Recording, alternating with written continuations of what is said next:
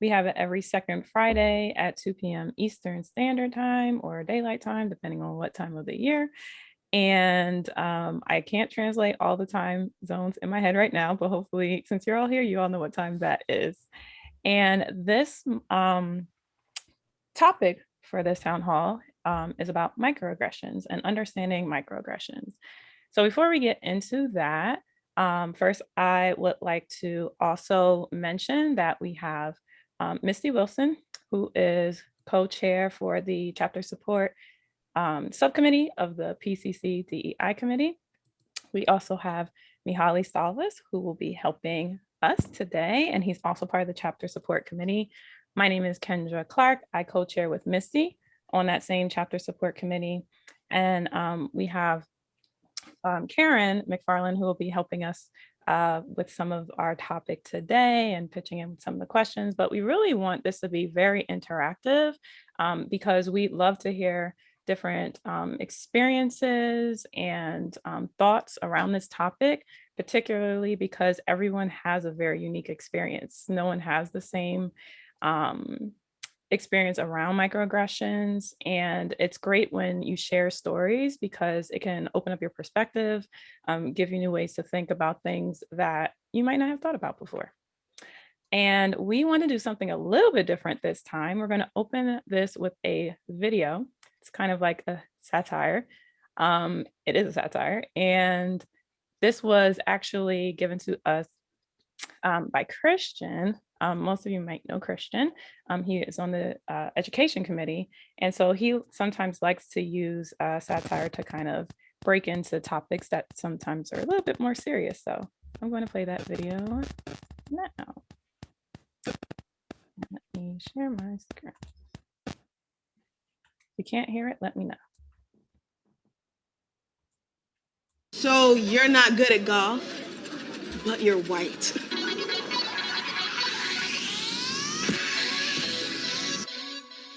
People of color have to deal with racial microaggressions every single day. So microaggressions are those little unintentional insults that basically see people of color as stereotypes, which got me thinking, what if white people had to deal with racial microaggressions? So like, where are you from? No, like, where are you really from? Why don't you have an accent? Like a Swedish accent. You know, your English is really, really good. It's like I can't even tell you have an accent or anything. I don't have an accent. No, that's what I'm saying. You don't speak Gaelic? You don't speak German? Can you say a curse word in European? You know, like, what does that even mean? Hey Connor, you know about NASCAR stuff, right? Can you take a look at this? Can you teach me how to line dance? Play the banjo? Act entitled in the supermarket. I love white food. No real flavor to it. Never an upset tummy. You're so exotic. How do you get your hair like that? I love how it's so limp. Ew, why does it feel like that? Oh my God, so it just does that? No, you are really pretty for a white girl. Your eyes are so round, like this. You know who you look like? Kenny Chesney. Zach Braff. Emma Stone. Rachel Maddow. My friend Chad. Maybe you know him, because he's white too. No, Emma Watson. Not Macklemore. What's the other guy? No, is it Emma Thompson? It's C-H-A-D, like Chad. One of the Emmas. You look like an Emma. You know who you look like? I bet you hear this all the time. Jeffrey Dahmer. How does it feel to be the token white guy in the office? Hey, Connor, can we get a white perspective on this? I love everything about white culture. You guys are like so fun. What do you mean you don't listen to Creed? You're white. You've never tried meth. But you're white. You don't act like a normal white person. You're not really white, though. You're not really white. I'm whiter than you are. So, did all your ancestors own slaves? No, but of course he wishes that he could still own slaves. That's a part of his culture. Bryce, back me up on this one. The thing you have to understand about white culture I is went that to white an people are... historically white college, so I know about I white culture. backpacked Okay, in Europe. So can you say how ridiculous this was? I know. Story of my life. If you've ever experienced microaggressions because of your race, gender, sexuality, or body type, go ahead and vent about it in the comments. Can you teach me how to, like... All right, so everyone was muted, so I can't tell, but I could see faces. And so we decided to do this because it does, like she mentioned at the end, show how weird it would be if when you think about it, for people of color to get asked like similar questions, and have to deal with that pretty much all the time in various ways in their lives. So we wanted to kind of open that up to give you an idea of what microaggressions are, and I definitely can share the link. So anyone wants the link, I'll share that so that you can use it. But yeah, so first, I'm kind of interested. Does anyone have any like immediate reactions to the video? Any kind of thoughts that were provoked from seeing that? And it could be anybody. So I personally think it is hilarious because like the opposite side of that, I've heard every single one of them. And it just makes it super surreal to hear how ridiculous it sounds, just placed on white people, right? And so it makes you think, oh man, none of these things are appropriate. None of these things should ever be said, but it's so common and it just sounds super weird when it's placed on white people. And so, I think it's hilarious. I think that it's also super sad that it's so common that we hear it the other way. But it is interesting to think about. Yeah, I would second that, Misty. I think the one that got me was the "you don't play golf." Like, because I am 5'10", my whole life I was asked like, do you play basketball? Do you play basketball? And I'm like one of the least athletic people you'll ever meet. So that one was really funny. I was just praying that I don't act that way or do those kinds of things. I'm sure that I have. Very eye-opening for me. Yeah. Oh, thanks. So thank you everyone for sharing. Anyone else, any other comments, ideas, or things about it? We had a similar video it was related to our Ignite conference and our advisory board with some leadership training. And it was a similar video of with an Asian person. I don't know, Gina, did you remember that, or were you there for that one? I think I was there, but I don't remember specifically. Yeah, but it was the same thing. As some guy was kind of running and he passed this Asian woman and he just immediately assumed she was almost, fresh off the boat and talking slow, and it was one of those types of videos too. It was just it sent that message also of how ridiculous it was. And I think, I was laughing, right? Because it's funny. Well, the video is funny, but it's not actually funny. You know what I mean? At the end of the day, but just the way that was put together was hilarious. I mean, we all have to laugh at ourselves at some point, but when you are barraged with those types of things on a daily basis, and they're coming from, obviously it's not all bad intentions, right? But it's just, when it just keeps hitting you over and over and over again, it then does not become funny. And then also it does manifest itself in different ways, right? So like the hair thing, for instance, listen, that has like been my life. It took me a very long time to even decide to wear my natural hair and then to start to dread it. I just started to dread it now. But I'm just gonna give you a different example. So my son, and I had no idea this was happening. In his school, everyone would touch his hair. I had no idea. If I had known, then I would have been up in the school because that's what I do. But all of a sudden, he didn't even want me touching his hair. And I'm like, wait, what happened, right? And he told me, he's like, everybody's always touching my hair. And he started to get like, just really annoyed. Like he would slap people's hands away and stuff like that. It just was so much that people were just violating his space. And that was in middle school. And now he's a senior and he still has these issues, right? He doesn't want anyone touching their hair. I only got to touch his hair again during COVID because he didn't want to go to the barber. Right? That was it. And it was a big transition. So that's an example of how what seems to be like a very simple thing, and maybe one time is okay, maybe for some people, but over and over and over and over and over again is really annoying, and it can turn into something more personally for that person. So those people now have created a situation where I can't touch my own kid's head. Right? So that's a problem for me. You know, Karen, I'm really glad that you mentioned about hair too, because I feel like that's the most common one that I face is about hair. And actually, just the other day, I got on a call and someone had just asked me, you know, we were kind of opening up and just chatting and catching up. And somebody was like, Misty, is that your real hair? And I was taken back by it because why would you ask that? Who asked, is anything your real hair? Yeah, it's on my head. Of course it's my real hair. And it wouldn't be, if it was the first time it had been asked, it wouldn't be so offensive. But the fact that it's asked over and over and over, it's like death by 1,000 cuts, right? Like that's what people refer to microaggressions as, death by 1,000 cuts, because one cut, not that bad. But if you get cut 1,000 times, that cuts deep, right? And so over and over and over, those little things that seemed a little bit harmless at first really start to take their toll and they're inappropriate. And then the question is, how do you deal with it? What do you do? What do you say? Right. And that's kind of why we wanted to talk about this today, is because as we are doing all of this work in the DEI space, inevitably, we're going to start realizing some things that maybe we haven't in the past, right? Some things are going to start to come to light that we start thinking, oh, well, that's not appropriate. We're not supposed to be saying that we can't say that if we're trying to create these inclusive environments, we can't allow this language in our space, right?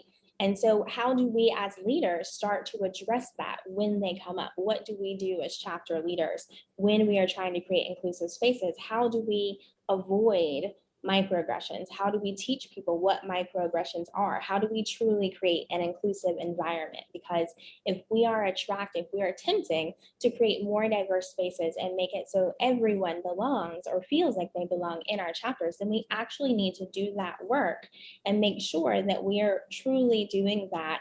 And that includes, you know, making sure that the language that we're using is inviting and it's safe and it's not secretly alienating people and we don't even realize it.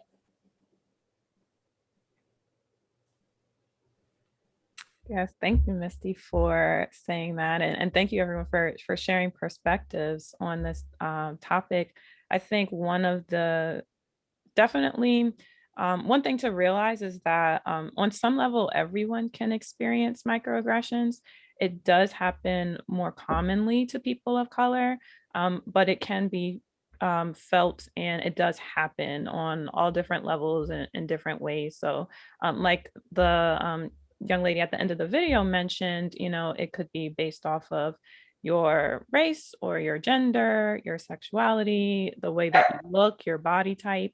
Um, so a lot of people come into this topic and they think that it's only about people of color and only people of color are affected. But I can bet that there are probably stories, if you think back in your own life, where maybe you might have experienced something like that. And I think that helps when it comes to trying to, one, empathize with others who might experience it more. So if you can think back and say, you know what, I do think someone said this thing to me and it felt like they were saying it to me because I look a certain way or because of my gender. And, you know, I don't want people to feel that same way that I felt, you know, at the time when I experienced that. And Missy also brought up a great point about, you know, how do we address it? So I, of course, always disclaimer, always say this, for me at least, that I'm not an expert in DEI, but I do, but I have been learning a lot and I have attended events and been trying to educate myself on how to be better in DEI space and how to also help others be better in the DEI space. One of the things, so when it comes to like actually addressing someone who may have done something that can be seen as a microaggression towards you, I learned it wasn't specifically about microaggressions, but a speaker that we had at an event talked about weighing your risks, right? Weighing the risk of actually approaching that person and saying something to them, because whatever we do, whenever we have to have that uncomfortable conversation with someone, there's always a level of risk. It could be a very low risk, like you met a stranger on the street, they said something to you and you wanted to address it right there in the moment. You probably won't see them again. Not real. It's more of giving them that education in the moment. But you may also be in a working environment where it's your boss or your boss's boss, someone who has a strong decision or impact in your life and your livelihood. And so you're weighing the risk of whether or not you want to actually approach that person and say something to them and try to help correct that behavior. And it's perfectly fine to say, yes, I am going to take that risk because of whatever reasons. Like, I feel like it's the right thing to do. I need to do this for others. This is just wrong, whatever reason you feel. And it's also okay to say, this might not be the risk that I want to take at this moment. Maybe I can find other ways to address it. And I'm not saying that to say don't do it. And I'm not trying to tell people don't be that person who wants to stand up, because I think the more people that we have who are willing to do that, the better we are as a society. But I also know realistically how, we approach situations and how we think as humans. So um, when he gave that example of weighing your risk and thinking of, what what risk are you willing to take, and weighing the pros and cons of those things. I thought that was a very interesting point to bring, and just something that I thought about it in the back of my mind before, but it hadn't been brought to my attention in the way that he did it. So I thought it was a good point to just mention.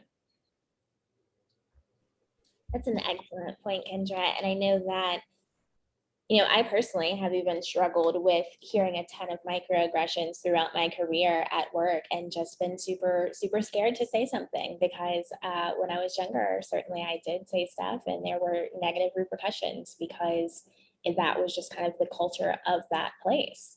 And I think a lot of people have definitely felt that before. And so it's hard to learn to be able to address something if you've gotten burned for it before, if you've gotten in trouble, if you've gotten fired, if you've gotten dismissed, if you've simply gotten a bad reputation for being the angry Black woman, just for standing up for yourself or things of that nature. So that can certainly happen for sure. And it is a tough decision, and everybody has to choose what is right for them. I think one example that is super, super common just based on gender, has anyone ever heard or been told they should be smiling more? Right? That's a super common one that a lot of women hear. That is a horrible microaggression, right? That people just have this stereotype that women should just always be happy and be smiling, and or people a lot of times people will be like, "Oh, honey, you should just smile more. Why don't you smile more? Why do you look so mean? Why do you look so sad?" Nobody says that to men, right? That's not fair. It's a horrible stereotype. So that's another example of how these microaggressions can come up. It's not necessarily based on race. It could be based on all sorts of things. And sometimes we don't even realize that they're happening. Has anybody have any examples of anything that they may have heard that might be a microaggression? I actually, this is probably trivial compared to some of the other ones, but I'm more fully gray now. But as I was going gray, a little younger graying than even my dad actually, folks would point that out. They said, "Wow, you're getting gray." I'm like, "Yeah," and I'm just not the type to color my hair and all that. I don't care. I could have a lot worse things going on than having gray hair. So to me, it wasn't that big of a deal. But just people pointing that out, for some folks, that could be considered a microaggression. To your point, Missy, someone's like, "Is that your real hair?" Or someone's like, "Oh, you're going, yeah, well, thanks, Mr. Obvious. I know that I'm going gray." But one I'm yakking here. One quick question I have for the group: has anyone read the book Crucial Conversations? Okay, Mahali has, it looks like. I haven't read it, but it's on my shelf waiting. Yeah, so I actually read this book, and I'm working on reading it again. I had it through work about a year or so ago. I wish I would have read it a long, long time ago, because it actually relates to some psychology stuff, and I love that. And you mentioned about to say something or not. I would say if anyone has a chance to read that book, it's such a damn good book, and it will help with communicating with those folks with the microaggressions. So it might help move that, move more and more people away from doing microaggressions and maybe give folks the tools to feel confident to speak up in that moment than just to be quiet. Yeah, I completely agree with that. It's been a while since I've read it, but I completely agree. And Misty, I have an example, all right? Two small examples. One, someone said, if you guys know that I'm from Greece, and Greece is going through an economic downturn for years now.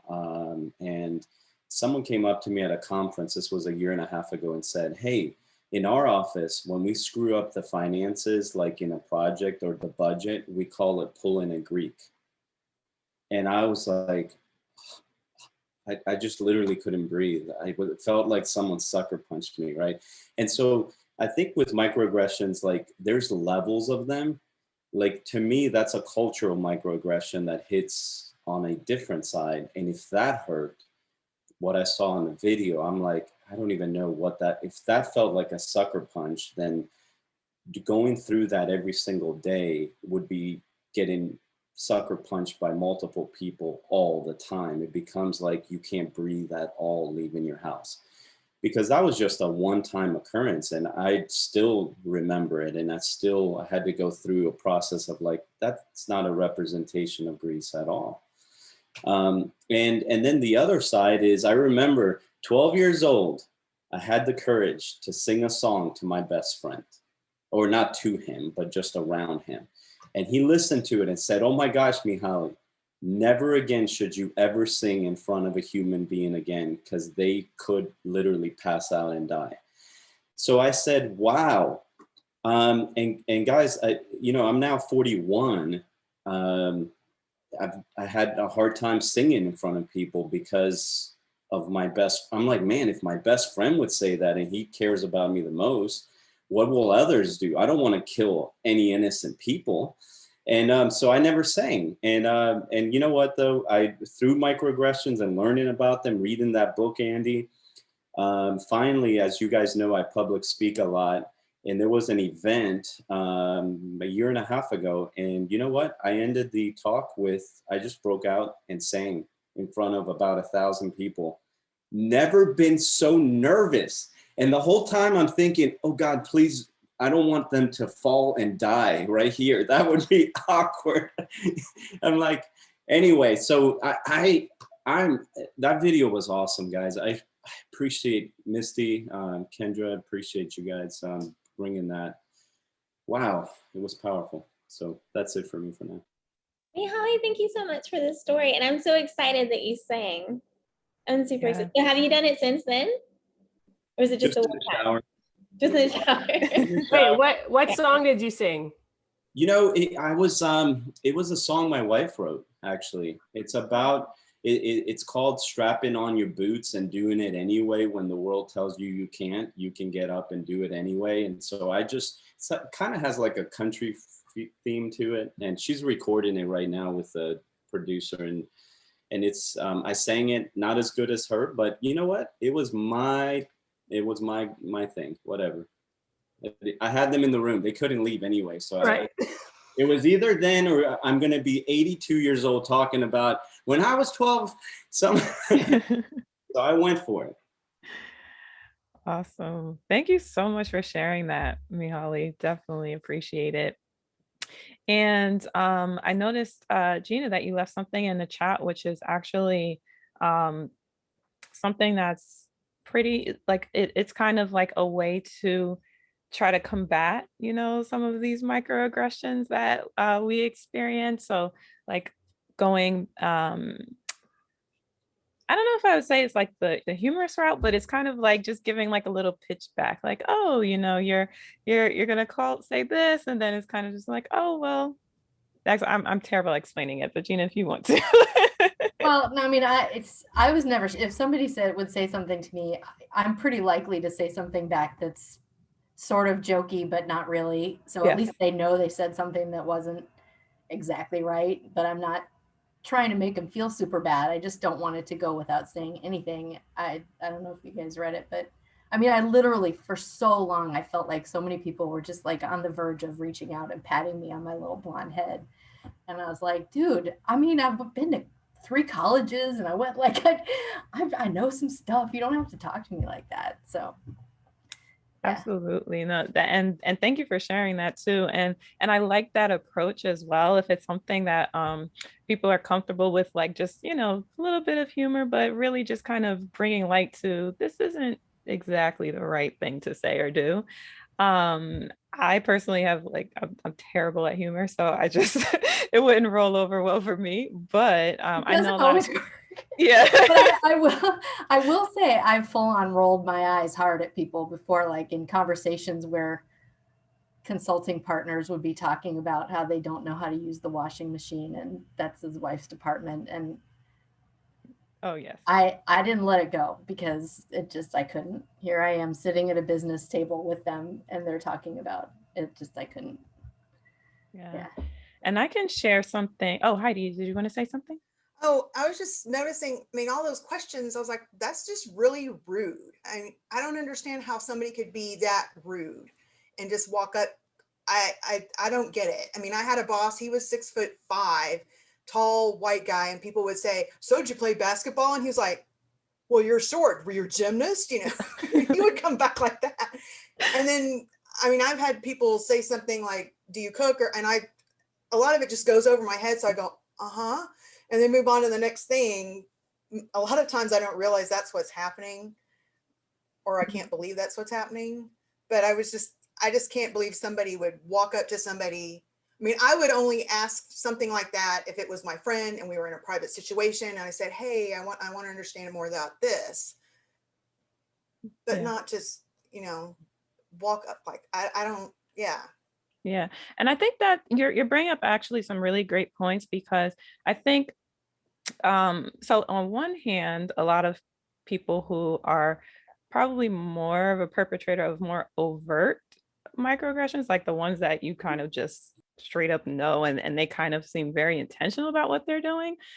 They have a sense of like privilege, like I can ask whatever I want to ask and I can do whatever I'd like to do. So I don't know why you feel offended by, I'm just asking a simple question. And so that's sometimes why that happens. And they either don't realize, don't care, or both, that they're actually harming someone using their words in the way that they are. There's the other side of it where I think people are genuinely curious, but they're not aware of how what they are saying is affecting that person, because they're asking it in a way. And one of the key points is that a microaggression by itself one time, like Missy and Karen and everyone has mentioned, it doesn't have the same effect. So that one person might not even think, oh, I'm only asking the question one time. I don't see why it's such a big problem. But what they don't realize is that person has probably been asked that question or dealt with that situation over and over and over again before they got to you. And you might be that straw that broke the camel's back. You might be that like 1,000th person. And so for them, it's very much like, please just stop asking me these questions, or please don't just come into my space and touch my hair, or any of those situations. So the way that I think about it, at least when it comes to if you are just genuinely curious, right? So I've had people in my life who were like genuinely curious about like my hair. They didn't come up and just touch it, which was great because I don't like when people just come and touch my hair, but they were curious because my hair type is different and they might not take care of their hair or have the same kinds of routines as me. So they just wanted to know more about it. And they kind of approached it that way, right? They asked the question, I'm actually kind of curious, I want to learn more about Black hairstyles and, you know, how you do your hair. And when they framed it that way, I was actually super excited to talk about like my hair and share, you know, what I do and how I keep up my hair and the struggles and all of those things. So it is definitely, it's not just your intent, because you could have a really great, nice, positive intent, but still ask the question wrong or do something wrong. It's about your intent and your approach. So you kind of have to think about both when you're doing that. That's a I think really some great of it, point. oh, sorry. Oh, go ahead. Go ahead, Karen. I was going to say there's also the nonverbal microaggression, right? That one is sometimes harder to tell, right? But you feel it more so, right? So I've been in situations where, okay, most people don't think I know what I'm talking about, especially when it comes to tech or whatever, because for whatever reason, I'm a woman of color. I don't know the reason, I'm not in their head, right? But they may just approach that situation as if A, I'm not knowledgeable, or B, maybe I'm not the senior person in the room or the decision maker or whatever, right? So, and listen, I get that. They have to ask, you have to, you know, read the room to some degree. But when they're dismissive completely, right? That's a completely different situation, because you actually don't know what my role is or what influence I have over the end result. So I remember distinctly a situation where, you know, I'm a consultant, but I come in sometimes as a fractional CMO or whatever. And I was dealing with this vendor, and usually I deal with tech companies, but this was a school, but I was dealing with their tech stuff, right? And so the head of school was there and the associate head of school was there. And listen, I get from that title perspective that you think that those people are probably the primary decision makers, and they are, right? I'm not saying that, but we're all in the room, and, you know, I'm not being addressed at all, as if I'm not there, as if I'm not the person who has been dealing with the system. I'm not the person that you've already spoken to, right? And we've had some back and forth, and you're trying to win back the contract. And so there's no acknowledgement of me, really, except for the, hey, hello, glad to see you in person. But there's this whole conversation that does not include me at all.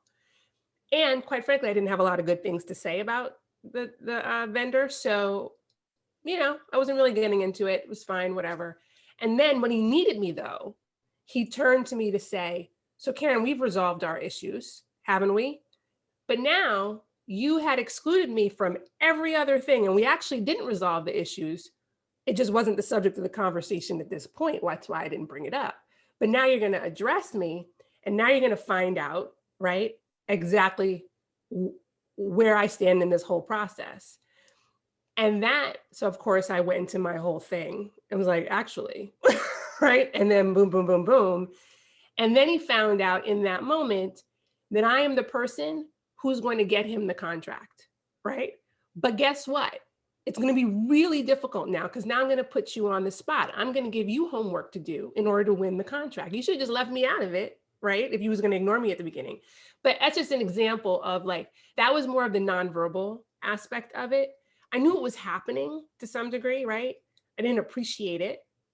And then when you try to use me for your purposes, now, because I'm aware, right? I'm going to do what I normally do in full force now. It's not even going to be gentle, right?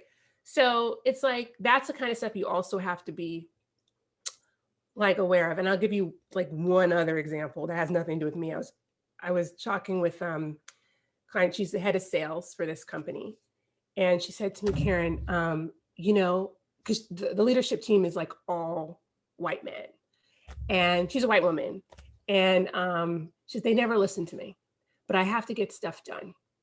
And so, and I see it because I'm in many of the leadership meetings. Like, whatever she says is completely like, oh yeah, you might be right. And then somebody restates it or says it a little bit differently, a guy, and oh my God, we should totally do that. And you see it in real time. And she said to me, that happens all the time. So now what I do is I don't even waste my breath.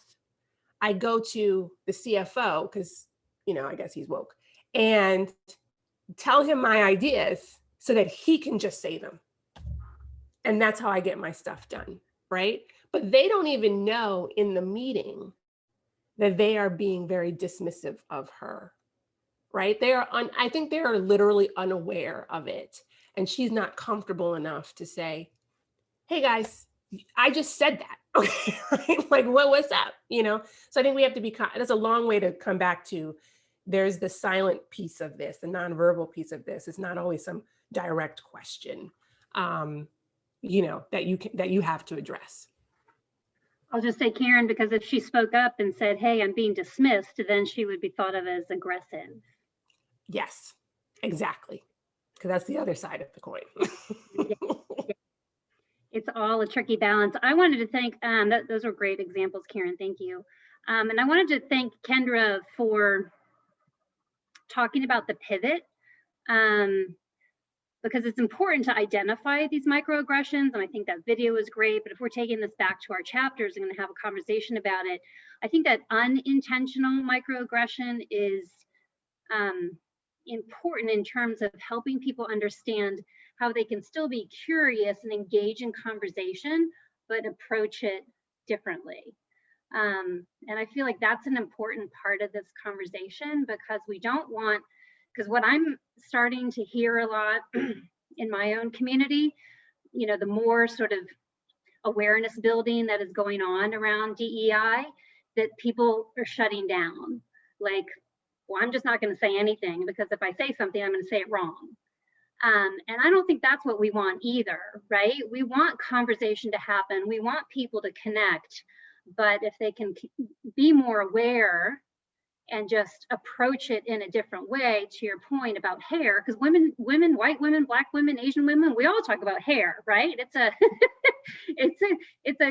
they like, and here would be a gender thing. Guys talk about sports, but women can talk about sports too. Like, we want to connect, but, or for example, was it Alan? Lauren, you said you're tall and you often get asked about playing basketball. I hear that a lot from men and women that are tall. So instead of saying, oh, you must play basketball, what sports did you play in high school? So ask it from a more general perspective. So and I don't know, Kendra, if that's where more of this conversation is going to go, but I think that's a lot of what can be helpful, is identify, and then how do you pivot the conversation to not have this unintentional microaggression. The intentional microaggressions, well, that's a whole different story. Yes. Thank you so much for bringing that up, Marissa, because that is actually where we wanted to go in terms of identifying ways that we can bring back to our chapters, back to our members, and basically our communities, like what are ways that we can address this? And like you said, try to prevent, people from feeling like they need to shut down and not say anything and not feel comfortable being able to ask the questions they need to ask, so that they can learn more about this, grow more in this. I think one of the key things, and it's definitely not, number one, it's, if someone is already, feeling that withdrawal, feeling that kind of anxiety around it, is going to be, it's going to take time to make them more comfortable, to make them feel like this is something that they can talk about, they can approach. I've had conversations with other people who have told me, when it comes to DEI work, and actually I've just seen this in different sessions that I've attended, that a lot of the time, white men and white women don't feel like they are able to talk about it, more so white men than white women, because a lot of white women are a little bit more like, okay, I can, but I'm still afraid a little bit. But it's still like you feel like you're not part of that conversation, when in fact you're essential to that conversation and essential to helping educate, helping make others feel very comfortable and able to have that conversation. So one thing that I would recommend, identifying allies and identifying others who can, when you're having those conversations, like with your chapters, with your community, that you have other people and a good representation of people who can help tell that message and help tell those stories. And also being open, when you're telling those stories. A lot of people today shared, their personal experiences. They were very open and willing to share it. as well as give ways that you can be better and do better. And so having, if you have meetings with your board, if you have meetings with your volunteers, having those open discussions and making that a safe space for those open discussions, letting people know it's okay if you make a mistake here, we will help you through that. We will help you identify and see, okay, you made a mistake here. These are different ways you can think about it, approaching it a different way. And I'll give a really brief example that has nothing to do with DEI. But so for example, I used to play the piano for like 10 or 12 years. And my safe space, and I used to also perform at recitals and things like that. And so I knew that when I was at home and I was playing the piano, that was my safe space to make as many mistakes as I wanted, right? Like I could make a ton of mistakes. I could hit the wrong keys. When I'm with my music teacher, I could do the same, except she's a little bit harsher. She's like, get it right. You have to get, but she was there to be my, the person who corrected me, right? She was there to say, okay, try it this way, do it a little bit differently, right? And so when I got to actually perform, I was nervous, but I still had that safe space, the training that I had in that safe space, the work that I did with my teacher. And so when I'm out in the world doing it, on my own, I have a little bit more confidence in what I'm doing. I might still be a little nervous, but I know what I'm doing based off of that. So you can treat almost anything you're trying to learn in that same way, and DEI in particular, because that safe space is actually very crucial. And I think that's one way you can approach it with your chapters. And then finding those allies that have like that passion, or creating those allies and having them get some of that passion, and just going around and spreading the word about it, because that's how like this happens. Like that's how we get all of you here at these events. That's how we get our PCC DEI committee happening. That's how we're making the changes in the organization, because we spread the word and we're growing by the numbers as we do that work. I had a thought related to what you were asking, Mariska, is we could also use data. I kind of play in that area in good data visualization also. But for example, you mentioned how, women talk about hair and men talk about sports, obviously stereotypes. The NFL has 46% or something like that. I heard a couple years ago of female viewers. NASCAR has possibly even more. In the HBC, or health and beauty care segment, the men's grooming products are one of the fastest growing categories. And I just read yesterday, men's makeup, which you don't think about, is one of the fastest growing categories also. And so almost some of those kind of shocker data points. One other one that's kind of close to me is there are more women at universities than men, and have been for years.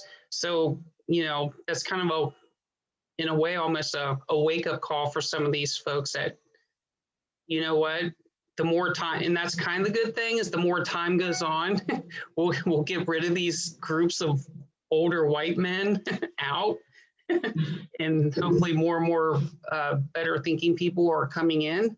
So that's maybe one other way, is because if you have good, solid data about something, how can someone really argue against that?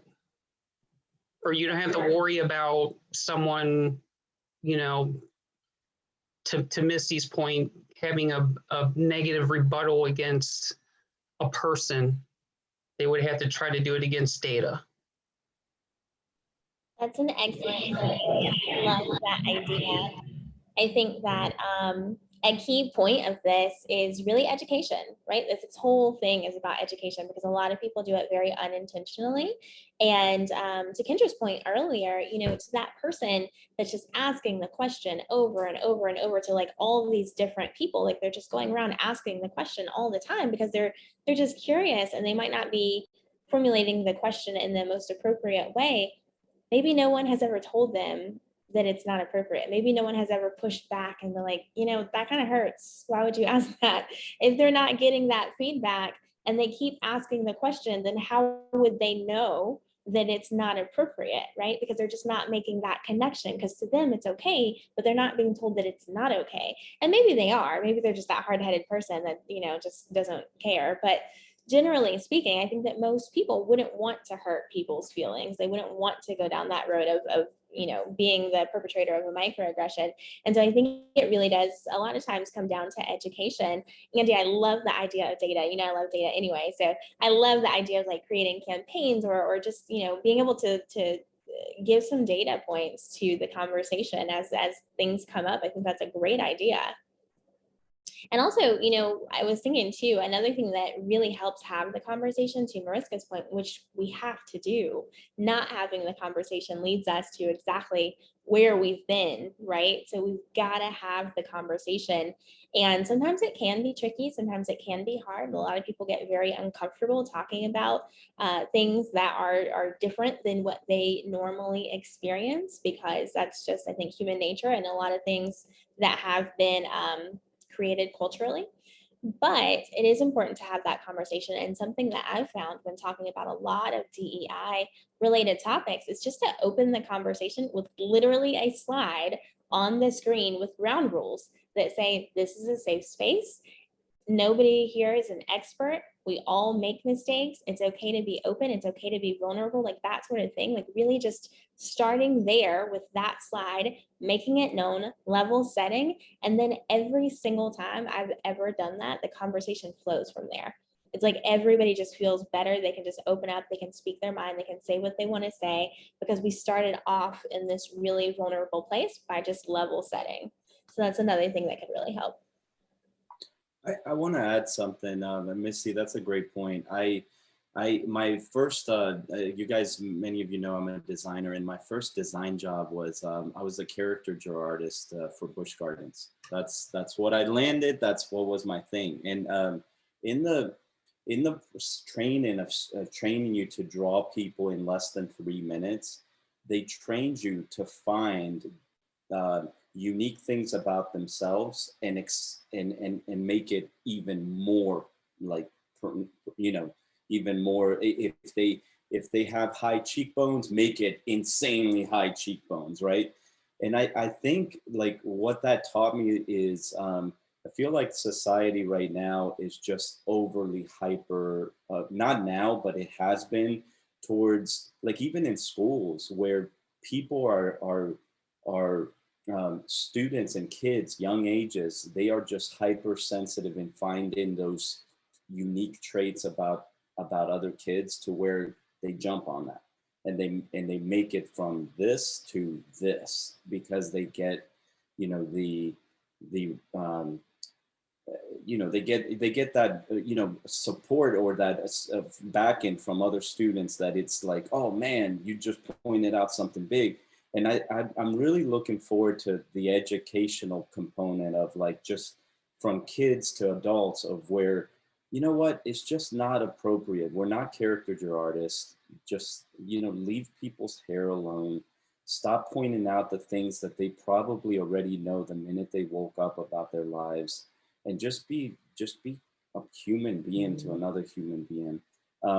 But I do, like, I hear these stories of kids. I was a youth pastor for a long time, and I hear these things that I'm like, what was talked about? What was said in your class? Like, it's just crazy to me but I definitely, I'm excited to like, you know, what are some things, starting the process of educating more. I think through chapter leaders, I think it's going to be great. And I know that's only going to impact careers, not as much maybe personal, but then again, I hope it does. I hope it funnels through that way as well. Well, I wanted to jump in and just say, you know, there's a fine line between curiosity and microaggression. And Mahela's story kind of brought that to mind, as well as there was a piece in the video about the accent. So I'm from Jamaica, and I've lived more than, are you from Jamaica, Karen? Oh, wow. Didn't know that. But anyway, so I was born in Jamaica, but I pretty much lived most of my life abroad. I lived in Canada for 6 years, and then I've been in the United States the rest of the time. I won't tell you how long, so you tell you my age. But, any people are just curious about my accent, and they would say, "Oh, you sound Caribbean. Where are you from?" And then I'd say Jamaica, and they go, "Oh, you don't sound Jamaican." Well, what does that mean? Does every Jamaican sound alike? I mean, or are your perceptions based on what you've seen on TV?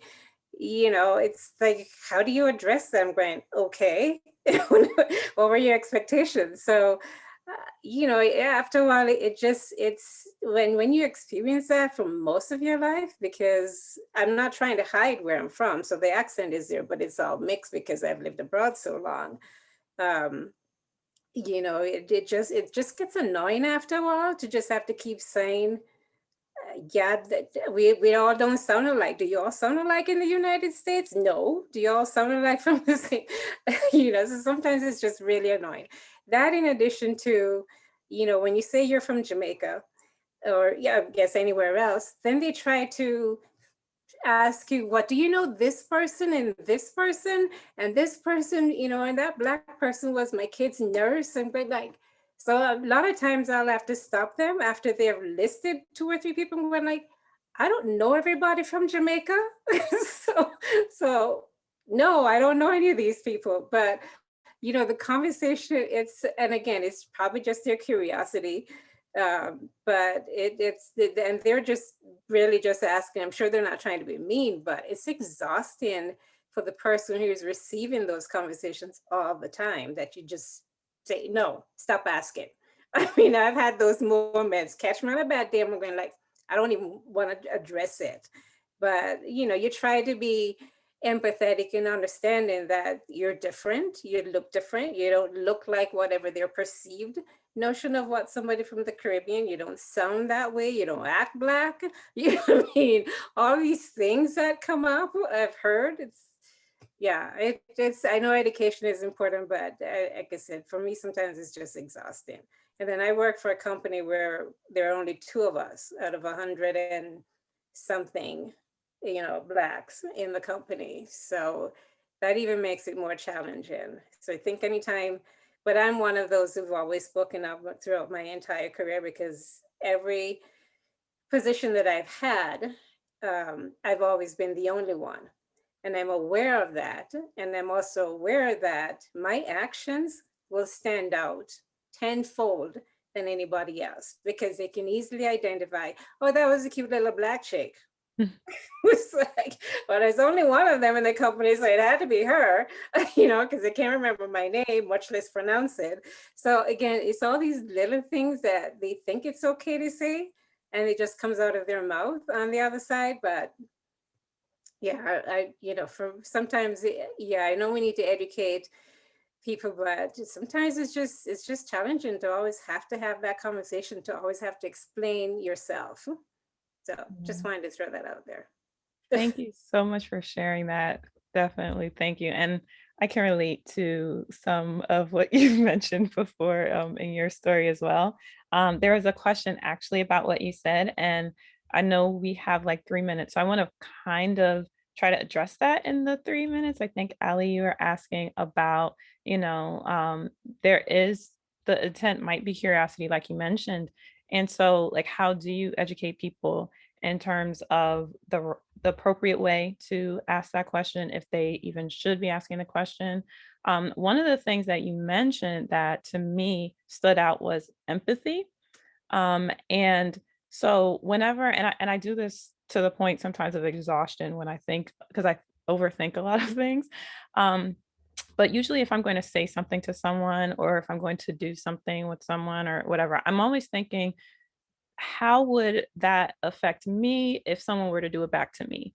Right? Like if someone were to ask me the question of, or say to me, oh, you don't sound like you're from XYZ, or, oh, you're not, you don't seem that Black, or whatever way that somebody might say something. If someone were to say that back to me, like, how would that make me feel? And what would be a better way to say that, or a better way to approach that? So that's one way that you can try to think of it. It's kind of actually very similar to the satire, where you saw the ridiculous ways that people were asking those questions, like the one question to the guy asking him about NASCAR. Oh, you're an expert in NASCAR. Like, it just seemed random, like someone asking me something like, oh, you're an expert in, I don't know, hip hop or something. And I'm like, wait, no, actually not really. So just thinking of maybe how you would like that question addressed to you.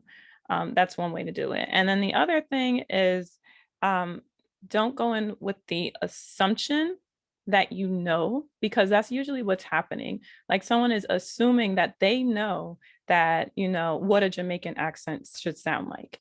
And don't go in with the assumption that you know that, right? If you want to ask someone where they're from, that's fine. They might tell you.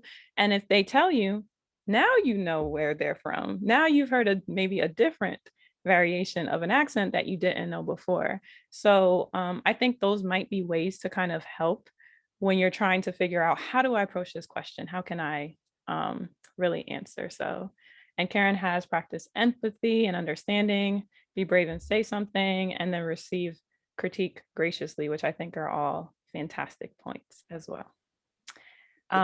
We have we might be at the hour because my laptop is usually a little bit fast, but any one last minute? I saw, Mihaly, that you unmuted. I don't know if you wanted to.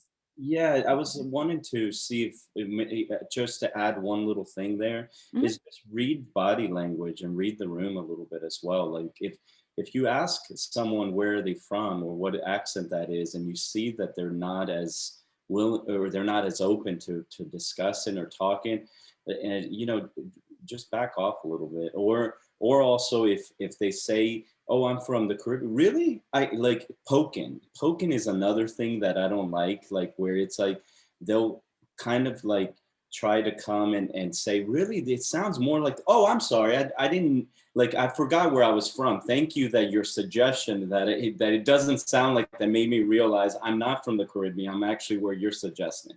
Like, what is that? That really becomes, the poking part is like obnoxious. That's a great point, Mihaly. And one last thing, another thing that you could do, just if you're curious about something, is just open with a compliment. Just open with a compliment. Like, oh, I really love your accent. Where's it from? It's so pretty, right? Like, everyone loves a compliment. Every single person on the face of the earth loves a compliment. If you open with a compliment, it's gonna be okay. Yeah, I saw Holly, you unmuted too. I want to give you a chance. I know we're so over time, but we're still on. I'll just add one thing, and that is to check our judgments too, because we've talked a lot about race, accents, the things that we can see, but there's a lot of things that we maybe have our own judgments about that either we can see or not see. For example, weight is a really good one. We talked about height. Weight is another one. Motherhood, really good one, right? I mean, these things that like mothers are supposed to be like this. What are the judgments that we have that we might be projecting on someone else that may come out as a microaggression? Little comments or questions even that express that judgment. Awesome. I love that point. That is fantastic. So I want to say thank you to everyone who has joined the call today. We will be continuing these town halls, so we could even continue this conversation. We can talk about something else. So if you have ideas that you'd like to see for the next town hall, let Misty and I and Mihaly know, because we're going to be gearing up for the next one, which will be the second Friday in April. And we'll be sending out the recording. We'll send out a ton of DEI resources so that everyone can have access to those that you can use and bring back to your chapter. And I think that's it. Misty, is there anything else I missed there? I think that's all good, guys. Y'all know that we are always available on Slack. So if anybody has any questions, feel free to always reach out and let us know. We're always here for y'all. And thank you for coming. Thank you, everyone. This was such a great conversation. Thank you, guys. Thank you for doing it. Yeah, no problem. Have a great weekend, everyone. You too. Everyone.